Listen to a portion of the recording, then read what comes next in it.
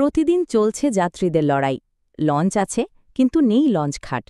সুনামগঞ্জের ধর্মপাশা থেকে আপনাদের দেখাচ্ছি এক বাস্তব দুর্দশার চিত্র।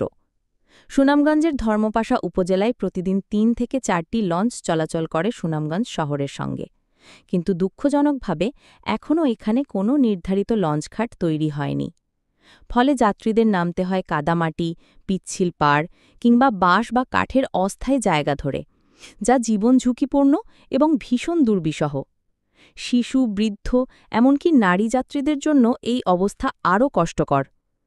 সরকারি ঘাটের অভাবে এ দুর্ভোগ যেন নিয়মিত এক ভোগান্তি হয়ে দাঁড়িয়েছে ধর্মপাশার মানুষের জন্য। সংশ্লিষ্ট কর্তৃপক্ষের কাছে এলাকাবাসীর একটাই দাবি, দ্রুত একটি নির্ধারিত লঞ্চঘাট নির্মাণ করুন। আপনি কি মনে করেন এই দাবি ন্যায্য? নিচে মতামত দিন এবং ভিডিওটি শেয়ার করুন যেন সবার নজরে আসে এই বাস্তবতা।